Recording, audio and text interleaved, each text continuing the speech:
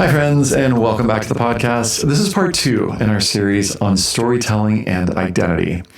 My guest today is a longtime friend, screenwriter Whit Anderson. In this conversation, we get into, among other things, how a life-changing illness inspired one of her screenplays, the cultural role that storytellers and screenwriters play, how she uses visuals and music when she's preparing to write, plus a really awesome tip on beating writer's block, and one of the, in her words, amusing and devastating things she did to book work in a male-dominated field.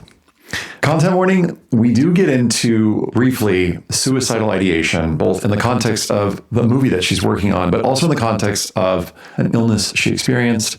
We talk about mental health, and Whit does say some bad words, most of which we edited out. Whit has written both original and adapted content for HBO, Showtime, NBC, Warner Brothers, Paramount, Stars, Netflix, and Sky UK. She's worked on shows like Daredevil, Twilight Zone, Ozark, as well as the screenplay for her original film Players, which is so much fun, and the Netflix hit Damsel. Most recently for Netflix, she wrote a feature script for the epic space opera Empress, which she gets into a little bit. She's currently in development with Paramount Studios, George Clooney's company Smokehouse, Margot Robbie's Lucky Chap, and Jude Law's Riff Raff. She went to Northwestern, like me, and is a theater nerd. I hope you enjoy our conversation.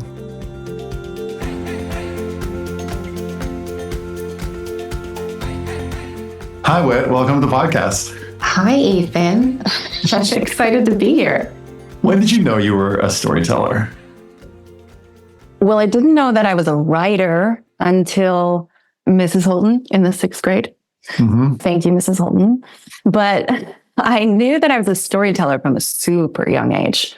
I have these really early memories of big thunderstorms coming through. I was born in Appalachia in this little town called Covington, which is right on the border of Virginia and West Virginia. And we'd get these thunderstorms. And this was like preschool age, like 3, 4. And the electricity would go out. And my parents would gather me and my brother with our flashlights around one of those really large tape recorders from the 80s. And we would take turns telling stories into this tape recorder. And it was like, like our version of telling tales around the campfire, right?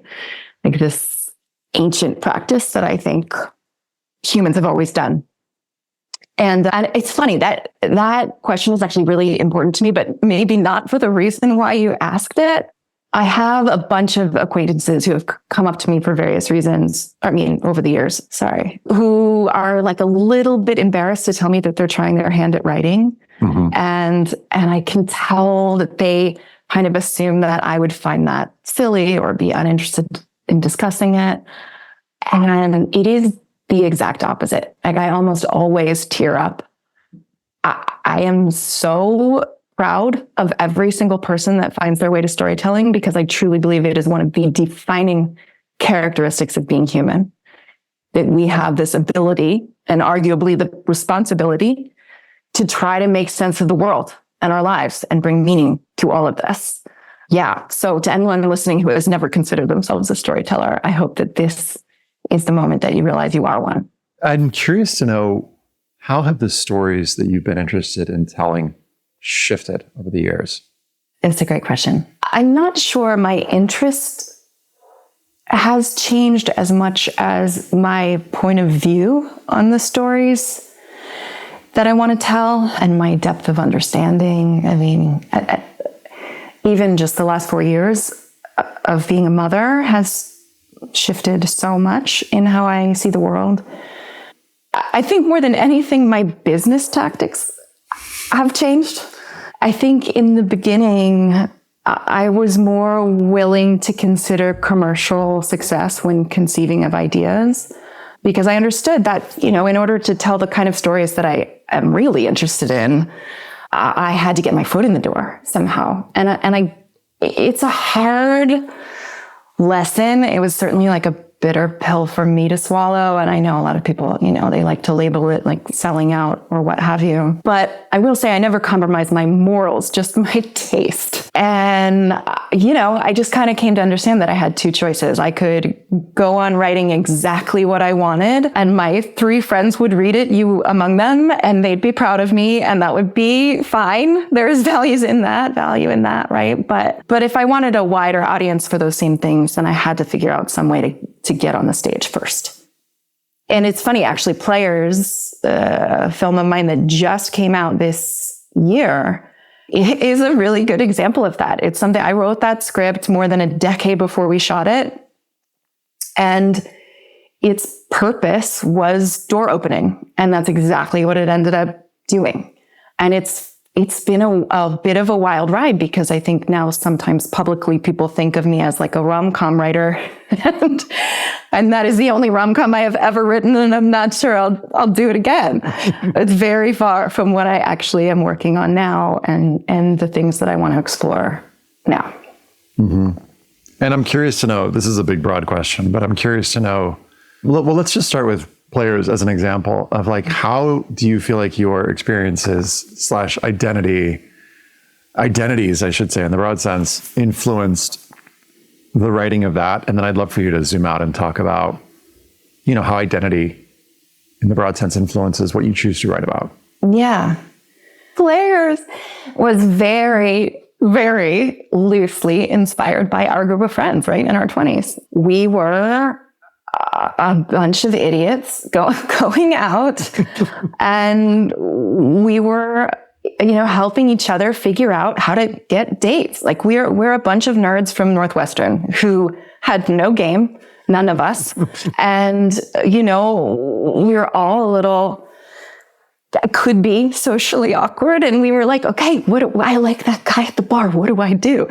And yeah. And so that's sort of was the inspiration for that, taking our real life experience and then just exploding it into something far more intense, like far more saturated. And, there were things in it that I also kind of Trojan horsed, like sex positivity for women and, giving it a little bit of a more modern twist. Like normally, if you think about other films in that world, you'd think about maybe like Wedding Crashers, right? And that's just boys being boys. And so at the time I was like, okay, well, what does it look like if a woman is doing this as well? And then also I was a huge sports fan at the time. It's so funny how interests change. Like if you ask me anything about sports today, I could tell you absolutely zero. But at the time when I wrote it, I knew a lot about sports. I grew up playing sports. They were important to me. And I just thought it was a cool way to look at dating. Yeah. So that's how that happened. I think now, it's funny. So I'm working right now on this project that's really dear to me, that is inspired by a novelette that I actually wrote that is not yet published. So I'm adapting it for television with Margot Robbie and Jude Law. And it is a story called The Club. And if you imagine a group of people who for various reasons want to kill themselves and for various other reasons cannot, they can apply to this very elite social club. And if they're accepted, they are slotted into line. And person B kills A, and then within 24 hours, C will kill B, and so on. Now imagine a guy joins this club, he kills his person, but then when he's meant to be killed, his death is botched and he survives it. And then suddenly, in that moment, the whole world just snaps into color, and he realizes that he desperately wants to live. And so he's got to go on the run. Now, how does that relate to me? So I struggled with depression a lot growing up, and suicide definitely occurred to me. Nothing serious, luckily. It was just kind of the thought floating in and moving on, but more than once. And I think when I was younger, I'm not sure I would have been able to write about that. But then this thing happened. So at 27, I lost feeling in my legs. And I had trouble walking and I couldn't climb up stairs without help. And I was misdiagnosed with rapidly progressing MS. And I was given approximately 2 years to live. And suddenly, that depression lifted. And I got very calm and very clear. And everything was beautiful, right? Like the curve of a banister, scratches on an elevator button, an eyelash growing the wrong way, right? I did not have MS, right? Thankfully, rapid or otherwise. It was a very rare spinal tumor that didn't even have a name yet. I was like the third person ever to be diagnosed. But the shaking awake that brush with death ignited stayed with me. Yeah. And I've wanted to write about it since. And that's what the club is about. It's not about suicide. It's about all of the reasons to stick around. Wow. Thanks for that. I remember you going through that. And I remember the jarringness that happened for me and for us, you know, as your friend community. It happened again when this past year, a different friend was diagnosed with stage 4 cancer. And there was this moment of sort of like vicariously glimpsing the other side or the nothingness or the void or something. And what I appreciate about film and storytelling is that we get to sort of vicariously glimpse that without actually having to like fully go there. And I'm appreciating that on a meta level as you share just that retelling of that. Where else do you show up in your stories? Okay, so 2 examples come to mind. One was a moment that ended up in Ozark. So I was in line at a Whole Foods because I'm a bougie piece of garbage. And this woman in front of me was really being rude to the checkout person. And I was getting very angry. And you know, in my head, I'm thinking all of these terrible things, like, you're the problem. Like, I just wanted to yell at her. And then for whatever reason, I reached out and I touched this woman on the shoulder, which is a nutso thing to do. I touched this stranger's shoulder and she whipped around at me. And I said, hey, are you okay? And she burst into tears. And she said, I am so sorry. And she apologized to the checkout person and she gathered up her groceries and she left. And the checkout person and I looked at each other and we were like, what the heck just happened? What was that? And it just got to me because listen, nothing could excuse her behavior. And it's so important to take the time to imagine why that behavior is occurring. And we don't know if she has someone, speaking of cancer, if she has someone at home dying of cancer and all they wanted was this one particular chip and they were out of it and now the world is over. And I told this story in the Ozark writers' room when we were talking about a moment with Wendy. And it ended up getting in there. There's a moment, I don't know what the heck episode it was. It wasn't actually my episode. I think someone else wrote it. But she goes to the store to find a specific flavor of ice cream and they don't freaking have it. And she ends up yelling at somebody and having this meltdown moment. And when you get to see what leads up to that moment, when we get to show the audience who Wendy is and why she's in this spot, suddenly her behavior is real and understandable. And it's one of my biggest passions is to show why people do bad things. Because I just think, again, like without excusing it, if you can find a way to understand it, that is the only way to prevent it from happening in the future. So there's that little moment. So that, again, that's just like a tiny experience that got me thinking. And then there was this moment where it was appropriate to use it with a character. On a more political level, I just worked on this film. Oh God, it was one of my greatest joys. It was such a beautiful experience. This big space opera called Empress, which is based on this Mark Millar comic series of the same name. I mean, it's a massive sci-fi project. And, I'm a character writer. So I'm like, oh, this will be fun. And it is riddled with me, with my point of view. You know, I was writing it when Roe was overturned, and I wanted to talk about that. So the lead has been forced into an excruciatingly abusive marriage with this all-powerful kind of Darth Vader figure. And she has been terminating pregnancies in secret because she cannot fathom subjecting a child to this horrific man.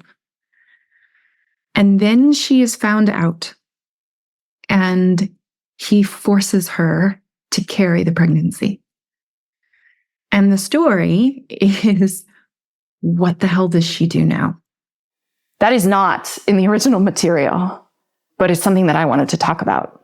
And then also, it's funny, she also has a power in this version that was not in the source material. And, you know, I can't take full credit for this. I was not the first writer in on this project. So there was another draft that I got to read, and it is incredibly different from what I ultimately wrote. But this person did decide to give her a particular power. And I was like, oh, that's interesting to give her something. But the power that he chose felt dangerous to me because it seemed to mirror disassociation. And for a woman going through trauma, to have her power be to disassociate felt disturbing. Mm-hmm. And so I thought, well, what could her power be? How would a woman lead differently? Were we not told that the only way to lead is the way it's historically been done? What would it be if I could dream up any power? And I thought, man, what if her power is extreme empathy? What if she is able to feel any amount of violence that is done to someone else, and she's able to harness that and return it so that that person, the person who did the harm, can understand what it is they just did. And if you're able to do that, violence stops pretty quickly, right? Because then you're like, oh, I don't want to get what I've given. And it was really beautiful to get to play in that playground. I want to talk about freedom and autonomy in terms of how free you feel and autonomous you feel in order to get to tell the stories you want to tell. So the question is something like, to what extent do you get to decide what you write and how you write on it? And when is it sort of handed to you and been like, you know, this is what you're doing, this is what you're working on? Like, maybe talk about that range of what you've experienced. Yeah. So it goes a little bit back to what I was saying about the evolution of business tactics. I think in the beginning, I had to take more jobs that were not something that I would necessarily want to create, but they were something that I could work on to prove my ability and learn and, you know, move forward to the next step. Now I am wildly fortunate in that I really do get to choose what I work on. And I have a couple hard and fast rules. One is I will not work on anything that is where the action is launched by a dead woman or a raped woman. I won't do it. Say more about action is launched, because I know what you mean, but just so the viewer knows, or the listener knows what you mean, or the viewer in the case of somebody watching one of your pieces. Yeah. So basically, I don't want the inciting incident or the kind of status quo to be about the brutalization of women. And what I mean is, I don't want, especially a nameless woman, to be abused in order to motivate someone else to go on a journey that changes them. I won't let a woman be an object for someone else's growth. So that's one thing that is a pretty hard and fast no for me. Obviously, there are always exceptions. I'm sure someday someone will come to me with something and I'll go, oh, okay, I actually think I can do something with this. But generally, I avoid things like that. Yeah, so I try always also to work on things that push the ball forward, the social ball forward. The things that I'm passionate about, I I try to write about, because I think if I'm not doing that, then my job has no meaning. It's literally just a job. So I love, if I am passionate about women's rights and veterans and mental health care, I want to include those issues in my stories. Some people think I'm absolutely nuts to do that. They're like, isn't that the third rail? Because at some point, people will look back at something you've written that you felt was pushing the ball forward and maybe was at the time. And they'll go, oh, cringe. It's so dated. And I tell you this, I hope that's the case. Like, that is actually the reason why I do it. I hope that one day my kid is like, oh, Mom, you're so out of touch when you wrote that thing. Like, because then that means progress has still continued. I want to be left in the dust. It's funny. Like, I remember there was this industry conference call with Michelle Obama, and I got to be on it. And this was when Barack was in office. And she just wanted to remind us of the power of storytelling. And she said, remember that the LGBTQ plus fight was expedited by television programming. It was expedited by Ellen and, oh goodness, this is mom brain right now, Modern Family. And, she just wanted to remind us that we can include things and people and events that end up in people's homes, and the audience that might never encounter that person or befriend that person suddenly befriends them through the television, and their minds change. And that's important to me. Yeah. I'd love to talk about process a little bit. Mm-hmm. How do you prepare to write a thing? And then when you're in the writing of the thing, what's your routine like? What's your schedule like? Yeah. So I'm a visual thinker. So one of the first things I do is pull visuals, pull images. I have a massive image bank already in my possession. And then I also search for new things. And I just go through and kind of create a new file with every image that resonates. I do a ton of research on whatever subject or world that I'm in. And I drill into structure. And I also do very intense outlines. Like I'm known for, I just turned in a 32-page outline for an hour-long script to Paramount. So an hour-long script is about 57 pages, and I turned in 32 pages for the outline. And that's because by the time I get to actually writing the script, I want to know it so well that I can just watch the show in my mind and take dictation. Writing the script ends up being the easiest part of the process. So that's that. And then what on earth was your other question? Well, Ben, before we get to that, because it's like, what's your routine like? Would you talk a little bit about how you use music in your writing process? Yeah. So I use it a little bit differently. Like my husband, who is also a writer, he has the exact same soundtrack that he plays in his ears no matter what he's writing. I can't do that. Like, I need music that is appropriate to the thing that I'm writing. And inevitably, I actually find one song that feels correct. And then I take all of those images, and sometimes I pull film clips from trailers, and I actually take the time to go in and re-edit all of that and create a sizzle reel that captures the tone and the heart and the feeling of the project so that I can visually and emotionally understand what I'm going for before I begin. And I do that regardless of whether anyone else sees it, because it's the process of doing it is so helpful to me. Mm-hmm. Have you always been a big outliner, or is that something that you discovered later? And I ask this because I was the type, of writer in high school to just be like, I'll just write and figure it out, what I would call like the explorer archetype. Mm-hmm. And I've become more what I would call architect archetype as I've gotten older. And I'm just curious how that progression has gone for you and why outlining to you has become so important. Yeah. You mentioned it a little bit, but I'm just double clicking. Yeah. So No. So I was very much like you. I was an explorer, and I found that I never finished anything. I had a lot of great beginnings and could not complete a single thing. Same.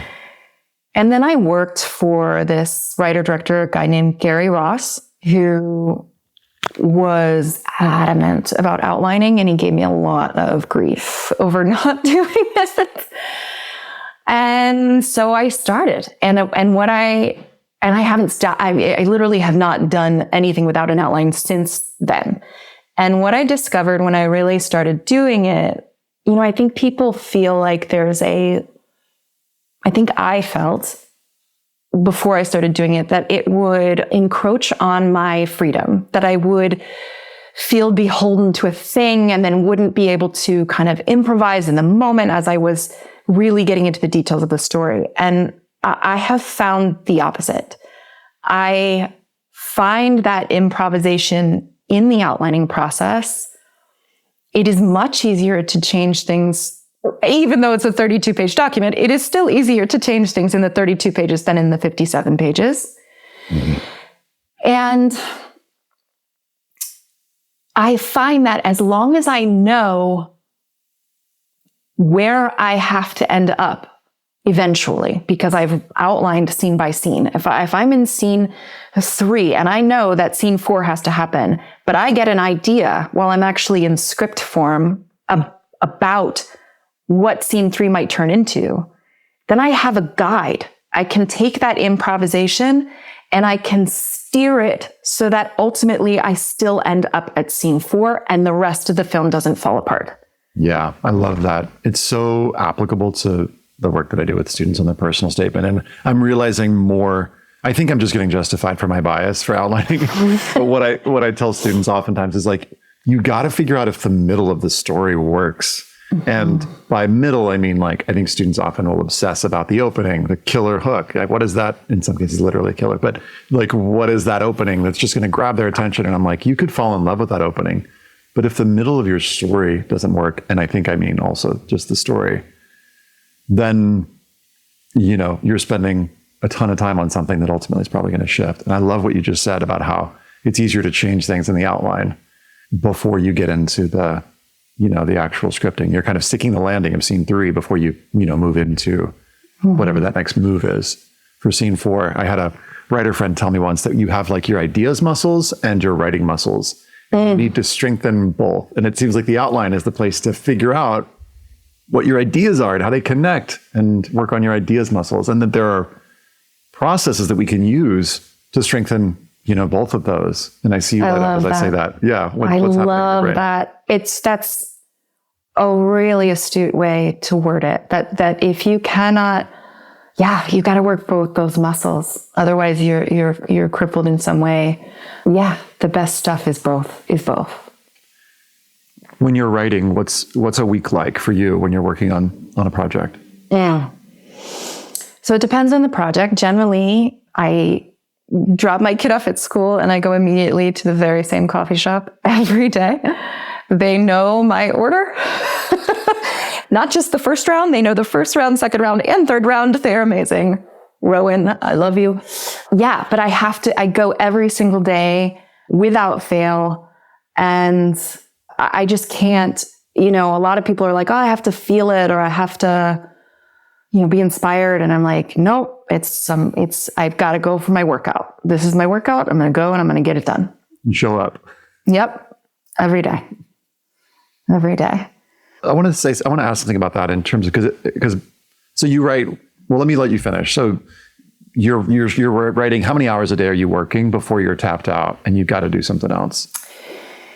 Well, it's changed since I had a kid. I mean, I am a notorious workaholic. So before that, I would work, just obscene hours.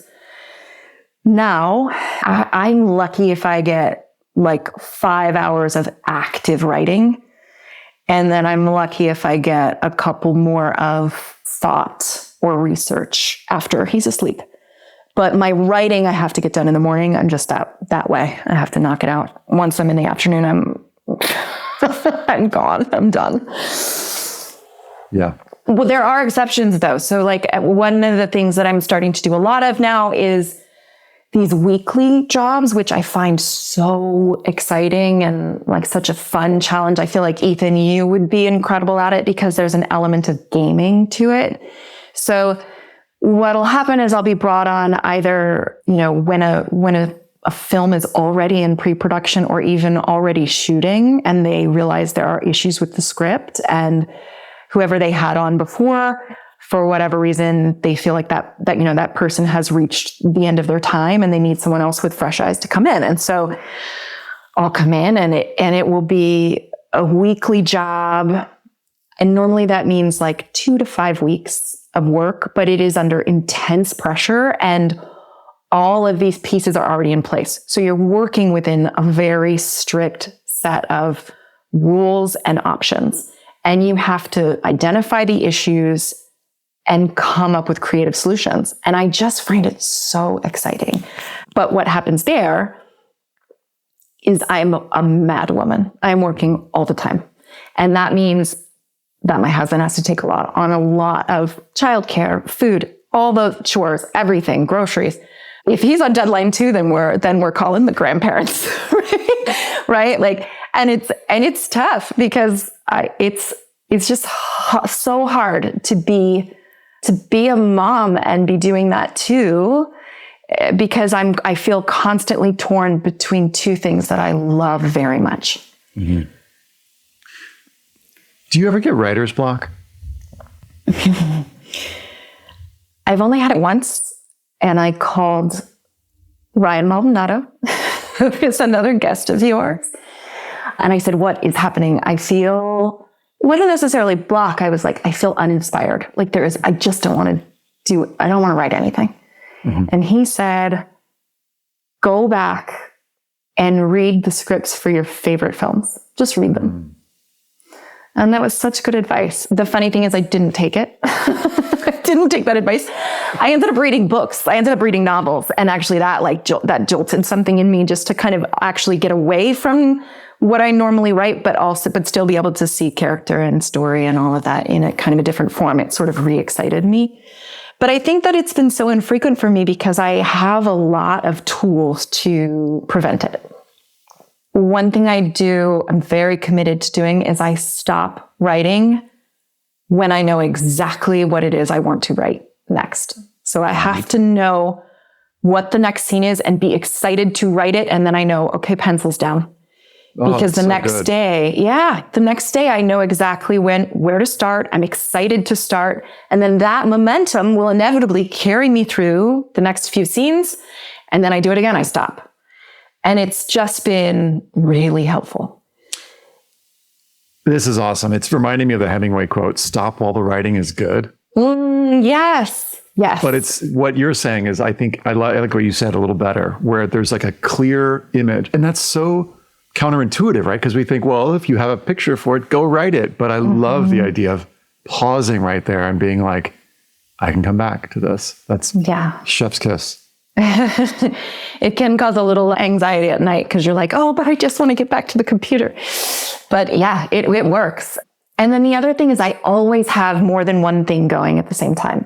Mm-hmm. And the reason for that is if I do get stuck and I'm like only an hour in to my time at that coffee shop, I'm not going to stop then, right? If I'm stuck on one thing. So what I'll do is I'll switch over to the other. And inevitably, the thing that gave me trouble in one will be easy in the other. And by going through that part that's easy in the second thing, a lot of times light bulb comes on for the first and you realize how to solve the problem. So it's very helpful to have more than one thing going. Yes, I can't help but as college essay guy, jump in here and go, y'all, students who are listening, counselors listening, there's an easy copy paste for this. I already know some counselors are going to be thinking about this, but when a student is jammed up, now I'm speaking to you, Whitney, like when a student's stuck on their personal statement and they're like, oftentimes they'll just stop the press, no work happens. And there are all these other pieces of the application, the activities list, the additional information, the supplemental essays that also need attention and need to be completed in the arc of this process. And so I'm such a big fan of having students have, as it were, separate projects that they can work on to still feel productive. This happened as recently as yesterday with a student where the personal statement idea just wasn't clicking. And I was like, let's pause. Here are some other things you can do to feel productive. And then I think I'm going to start giving students the idea of, if you have a really clear sense of where it's going next, just pause for the next day if they're having to break it up over a couple of days. I just think that's so good. Okay. I want to be your student for a few minutes. Will you teach me or teach us something about storytelling and screenwriting that maybe we don't already know? So it's funny. So we had a writer's strike, which people may or may not be aware of, last year. And during the strike, my husband and I decided we should reach out to the community and volunteer to teach some writing classes. And so we wound up at a middle school teaching an elective, which was amazing.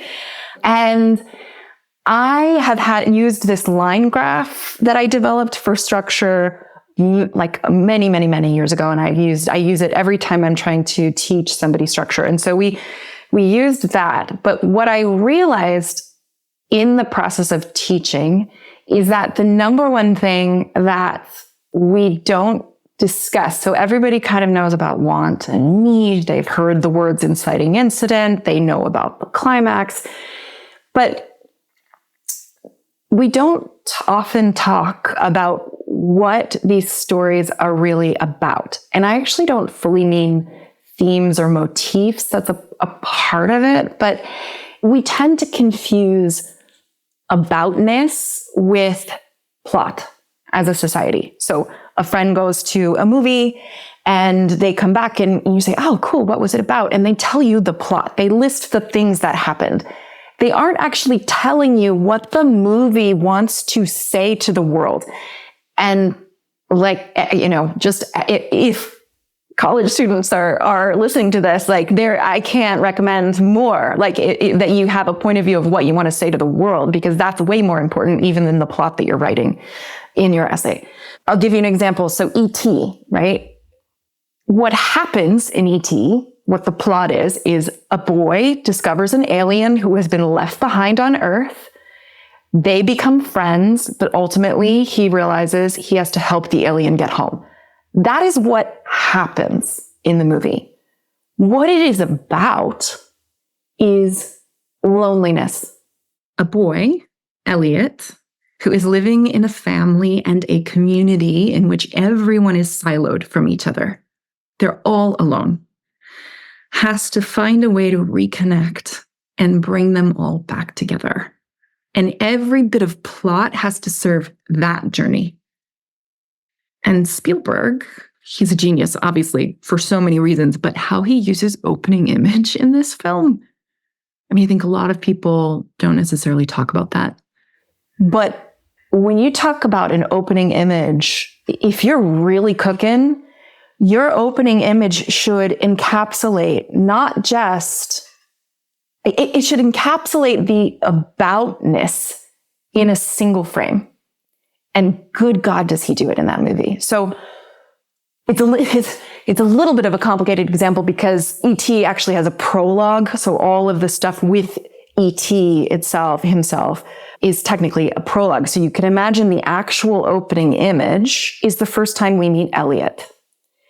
And when you meet him, his mother is doing dishes, talking to the kids without looking at them. His brother is at a table with his friends.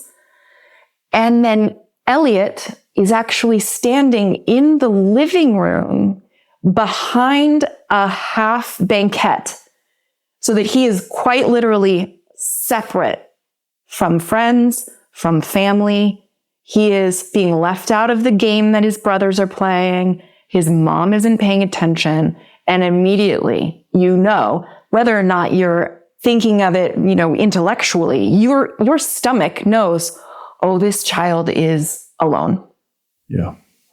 I like to say, going back to the writer's block thing, I like to say that if you really know who your character is,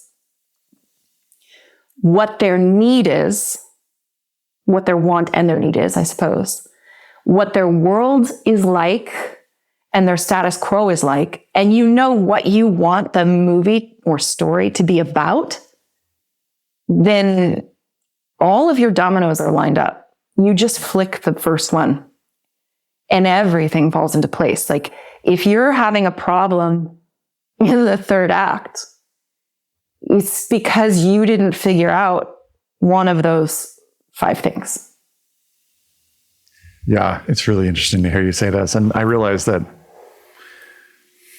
part of the way that my coaching of students when they're working on their personal statements around storytelling is like, so it used to be in the screenwriting sense, like someone is going through the change. You are the main character. You're going through, you had status quo, and then this thing happened to you, you changed, and you learned this lesson. What I found over time is that oftentimes students didn't have these sort of life-changing moments or moment where their whole world was turned upside down. And they were struggling to be like, how do I find something meaningful to say about what I'm going to bring to a college campus or community?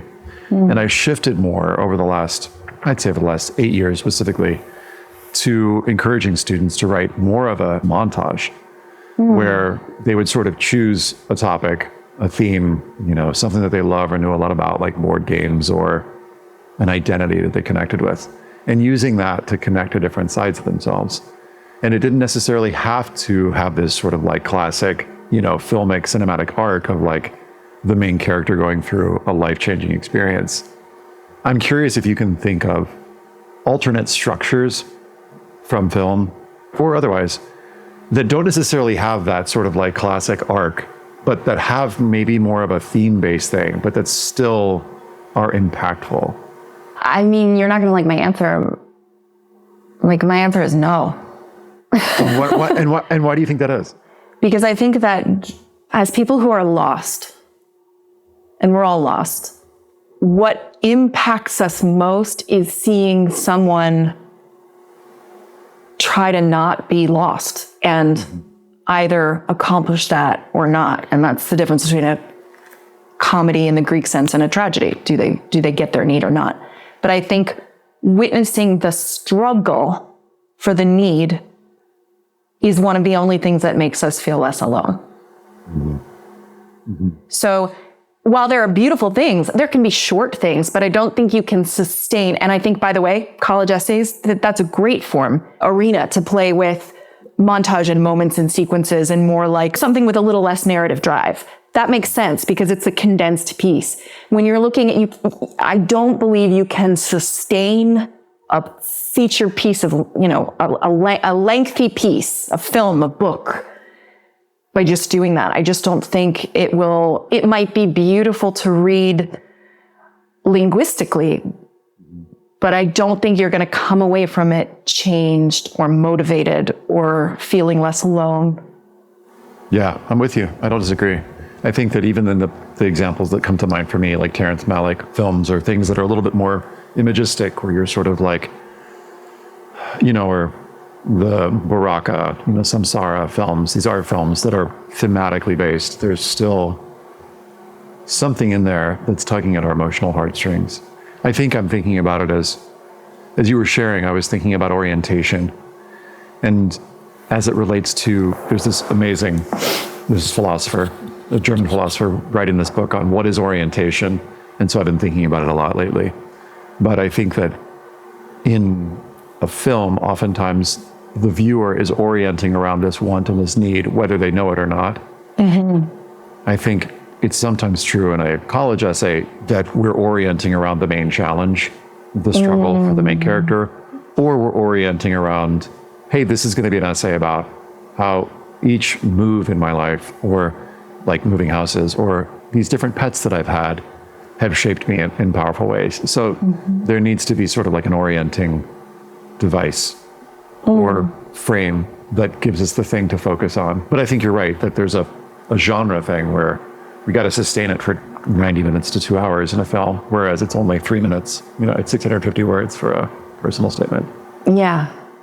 I do think too that there maybe is a hybrid version of what you're getting after, like going back to your move example, how it has shaped you. So I'll use that. So growing up, we moved every 2 years until I was in the seventh grade, that was our final move before I went off to college. But what's funny is I still implemented moves of my own every 2 years. So for example, seventh grade, then eighth grade, yes, I was in that same house, but then I went off to high school. So the arena changed. Then after my sophomore year of high school, I transferred schools of my own volition. So the arena changed again. So I could talk about all the ways that impacted me. And then I could make an observation about what my need is moving forward, so that the student is hoping that the college they're choosing will help them on their journey to achieving that need. So you don't have to go through the whole story. You actually just, if you're looking at the structure, you're kind of getting to the midpoint, right? That's where you're going. You're ending up. And then I don't know. Knowing nothing about the college acceptance process, but knowing a bit about humans, it feels like if you're saying, I know where I want to end up, I don't fully know how to get there, but I think that you can help me. Mm-hmm. Like, that's all people want to hear. Mm-hmm. Oh man, you think I can help you? Come, you're in. Yeah, that's another. I think of that as the theater of the oppressed structure, where this is really getting into the weeds here, but Augusto Boal would create these theater pieces, where essentially they would freeze the action on stage in the middle of the climactic moment where it hadn't been resolved yet. Mm-hmm. And they would turn out to the audience and ask them for involvement. How do you think this story should end? And in some cases, bring them up onto stage and well, you act it out and you play a part in the drama as a way of, it's populist theater. Let's mm-hmm. get the audience engaged. We use this at Cornerstone Theater mm-hmm. Company when I worked there with worker rights pieces and going to Home Depots and turning to the audience and saying, what would you do in this situation? And I think that there is that move in some cases, that to use move in a different sense, that students can make, to say, like you just said, here's what I've got so far. Here's how far the story has gone. The next step you're going to have to play a part in, either explicitly or implicitly. Mm-hmm. And if the reader, in this case, the application reader, is on board and is rooting for this student, I think in some cases, that can be really powerful structure. I'll share in the show notes an example essay of this that is called The Little Porch with the House and the Dog. And a student does that at the end in a really compelling way. We're not going to get into it now, but I'm really glad you brought that up. I want to actually rewind the tape. So we're 22, 23 years old. We're at Normandy. We're writing mm-hmm. as part of a writer's group. And so for those of you who don't know, Whit and I have known each other for more than 20 years. And we are sort of looking in some ways wide-eyed at the Hollywood and screenwriting. I was wanting to be a screenwriter then too. And I'm curious to hear now, 20 years in, what have you learned or that you didn't know then mm-hmm. about this industry? A couple things. One is something I learned about everybody, about all adults. Nobody knows what the hell they're doing. Nobody does. Nobody knows. And it is the biggest secret. And when you're a kid, you think that grown-ups know, and that when you're a grown-up, you'll know, and no one does.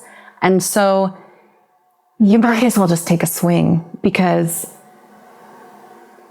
nobody knows.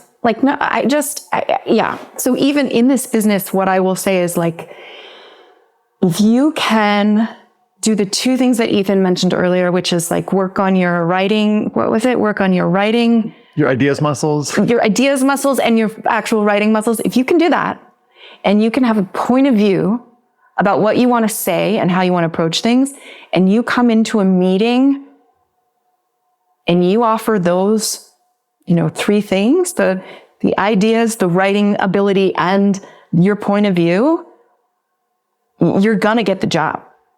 Because the people in the meeting don't have that. They're looking for someone to have that.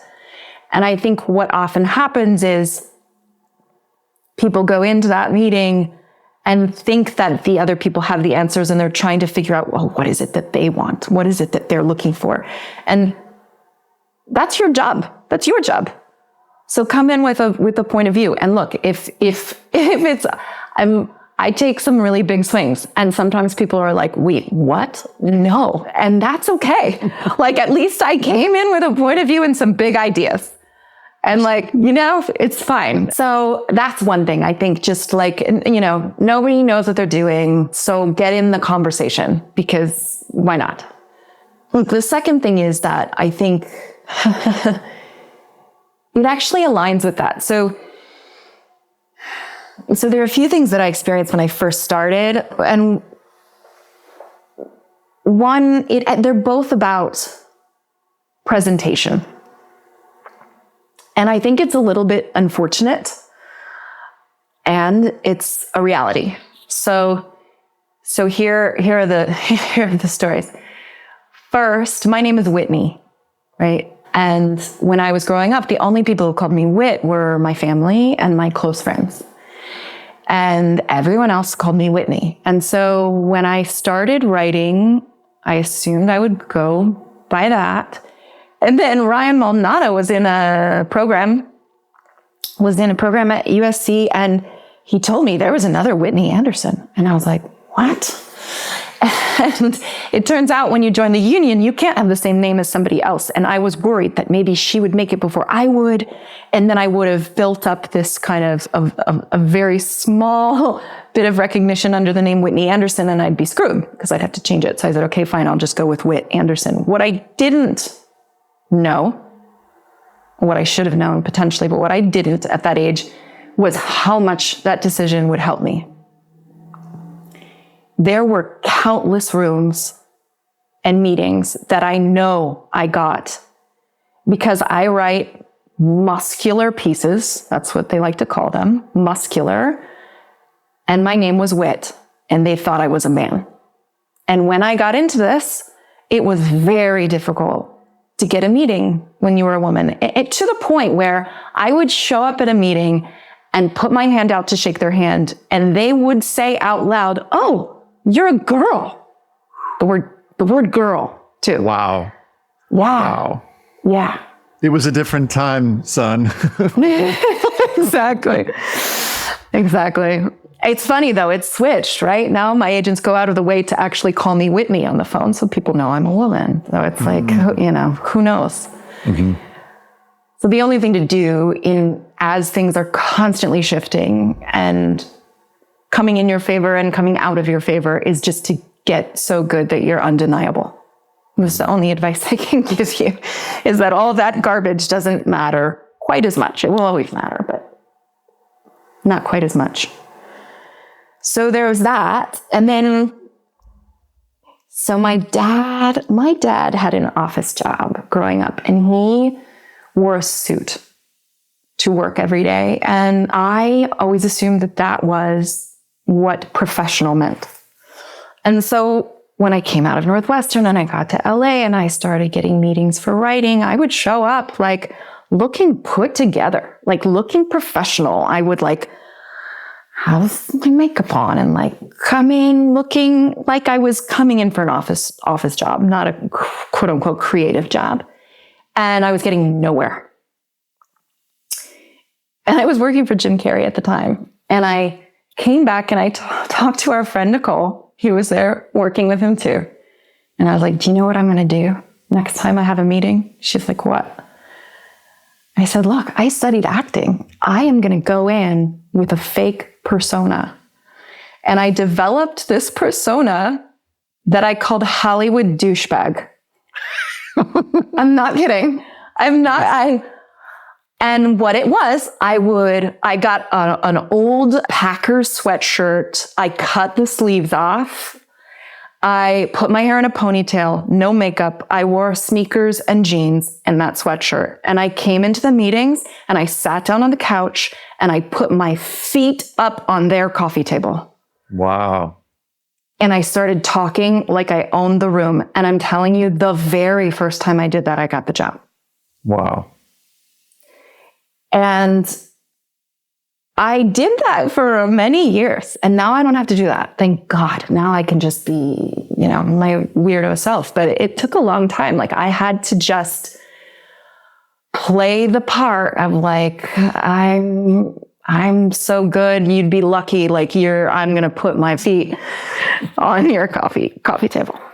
You mentioned presentation earlier. Connect this persona back to presentation.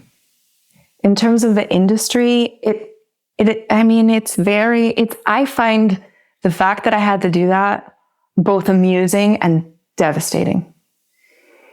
Because I think it's indicative of our culture as a whole. And quite frankly, I think it's even worse now than it was when I started with image as everything. I was playing the part of a person who had already won. So they were like, well, if she's already won, she must be qualified. So here you go. There was nothing different about my work, my brain. And so I think we are cursed to live in a time where presentation, at the moment at least, is everything. And I think I was on the very early cusp of that. What would you like to see change in Hollywood? So interesting. Here's the problem that I'm seeing right now. And here's the beautiful thing that I'm seeing right now. So finally, I feel like diversity is a priority, at least on the surface, which is more than it has been. I think part of what is happening that is unfortunate is what that means is that people who have not been given opportunities in the past are occasionally being thrust into roles that they are not yet ready for and then blamed when they cannot execute. And it is not their fault because they have been denied opportunity after opportunity after opportunity and then just launched to the front of the line. And that's not fair. And that's happening to, it's happening to women, it's happening to people of color, it's happening to LGBTQ community. So one of the things I would like to see changed is a greater support system to thread us through the stages appropriately so that we're set up in a position to succeed, like white men have been in the past, cisgendered. So that's one thing that I would like to see change. I would like also for, it's a business in which, so let's discuss it as two businesses. There's the television business in which writer is king, which is lovely. And that is because when you're writing an ongoing television series, you need someone to be the keeper of the show because you don't have the same director through the whole process. So as directors are coming in and out, you need one person to help maintain the integrity of the entire thing. On the film side, director is king and writer is pretty dispensable. So the answer, I guess, is that especially on the film side, what that means is that producers have a lot of power over story, and directors have a lot of power over story. And they can overrule the writer. Similarly, in television, the showrunner is going to have the ability to overrule the writers that work for them. What that means is that occasionally people who, like women, I'll speak for myself, occasionally my experience, if I say, hey, that experience is not, what you're pitching is not true to my experience, or would make me feel a different way than you are saying this female character would feel, they may or may not listen to me. And so I think what I would like to see is a little bit more listening. It's funny. I'll tell you another story. And I think he'd be okay with me telling this. One of the producers on Players, who is just a doll of a human, he's great.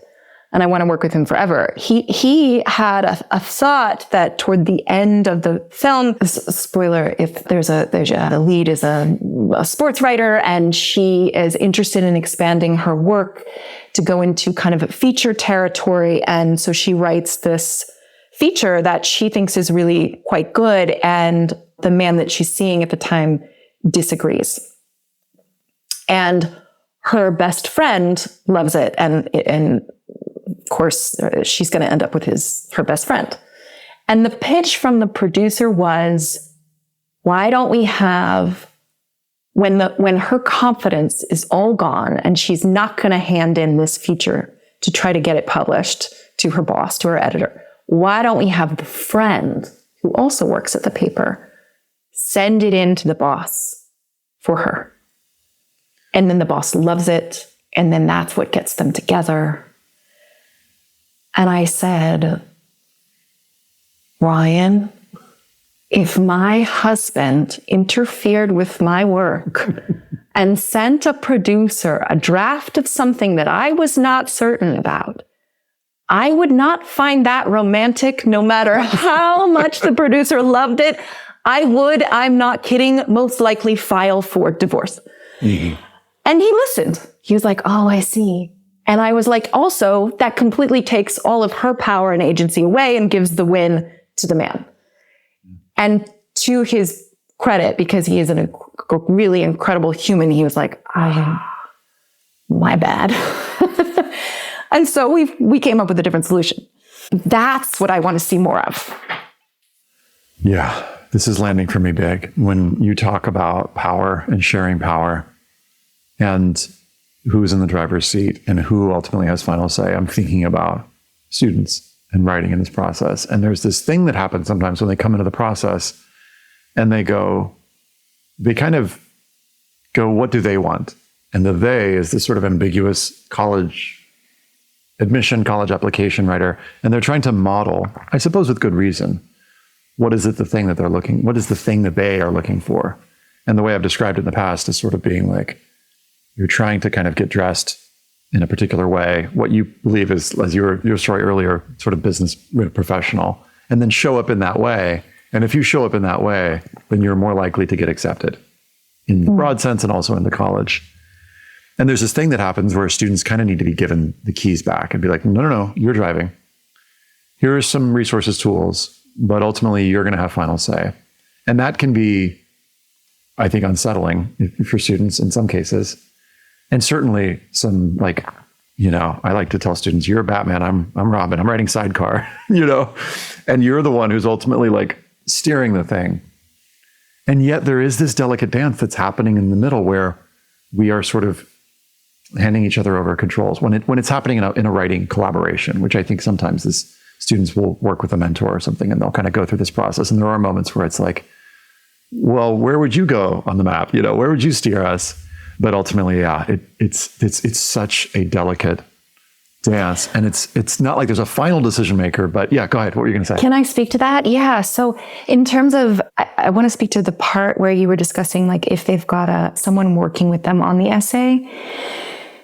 So one of the things, going back to this example on players, he pitched me a solution that I didn't agree with. That doesn't mean that he wasn't truly bumping on what existed. So if a student is working on an essay and the person they're working with goes like, what if you did this thing in this part instead? If that doesn't resonate in the core of the student, don't do it. Right. But do take a moment to look at that section and go, well, what was my mentor bumping on? Is there a third solution that improves this and adjusts the thing that was bumping, but also is true to what I want to do? That is like the best thing you can do. That is how every single note that comes into me, I have never, and I'm very proud of this, thrown out a note or said, I'm not even thinking about that. Mm-hmm. I go, okay, I don't agree with how you're addressing this or what your bump is in the moment. Mm-hmm. But if you bumped, I better look at that and make sure that I can either really put my shoulder behind it or come up with that third solution. Yeah. And that feels really wise and feels like a yes and. And it speaks to that sort of like the collaboration, the relationship and how the whole can be greater than the sum of its parts, which is sort of at its best. That's how the process goes, both when we're writing and, well, sometimes it's a solo venture, but when we're collaborating, when we're coming up with ideas. If you had to go back and do college over again, what would you do differently? Brutally honest, I would be in therapy right away, and I would have probably gotten some type of medication because I'm a desperately introverted person. I'm also I have a lot of existential dread and always have since I was young. And while I am in the middle of that dread, the introversion explodes. And so I was not able to have a normal college experience. I was very siloed just to survive and get through the day. So I wish I had known about that as an option earlier. Yeah. Same. Hearing that, I'm like, first of all, I'm grateful to know that about you. And I think I knew some of that, but I don't think I knew to what extent it shaped your experience then. And also, when I remember coming out of college and being like, wait, it was like senior year, and my girlfriend at the time, whom you also know, was like, yeah, I've been going to free therapy. And I'm like, wait, what? There's free therapy? Like, you can do that? That's part of in my case, that's part of my financial aid package. I didn't know that I could do that. And I thought, oh, that's really expensive. And it's not. I think it's more normalized now, but for students listening, and for those who didn't hear, we just did this 3-episode podcast on mental health and the college application process. So encourage folks to check that out. But I want to just put in another shout out for the mental health resources that are available on campus when you go. And most colleges have them. Yeah. What advice would you give to young writers? Or, let's expand it this time, because I oftentimes ask about young writers, but just there are folks listening to this who are parents or counselors who've got that, story idea that they've got in the back of their heads. Yeah. Speak to them for a minute. I addressed this a little bit in the beginning. Go for it. Just do it. We are all storytellers at our core. We really are. That is the one thing that separates us. And this world is so confusing. So if we can organize it just a little bit into a story, I think it helps us get through another day. So get it down and don't worry about it being perfect. I think that so often stops so many people. And, they did this study that people who spent years working on one piece, they compared that to people who did many, many pieces over the same period, and the people who did many were far better than the person who focused on one. So you just, gosh, if you could see the garbage that I wrote early on, and then you'll write something great and you'll be like, oh, I've figured it out. And then you'll write something trash. And that is just the beginning. And what I would say is if that's what's happening to you, you are on the right track. Keep going. Yeah. I remember meeting Guillermo del Toro at some kind of film premiere. And I asked him, hey, I'm an up and coming writer. I was probably 23. What advice would you give me? And he was like, make short films. He's like, don't sink all your energy into making features. He's like, make shorts, a bunch of shorts. Wow. Yeah. Yeah. Yeah. Because think about, if you're working on one thing, you're learning from one set of problems. And if you're working on 20 things, you have infinitely more teachers. Mm-hmm. I've got one more that I'm curious about. Well, what upcoming projects are you most excited about and why? I am, so many. I'm so many. That sounds like I'm like, I don't mean that. I just mean, I just am so lucky that I don't do things I'm not excited about anymore. I don't even know how I'm fortunate enough to have gotten to this place, but I am doing a limited biopic series about John DeLorean, the inventor of the DeLorean motor car from Back to the Future.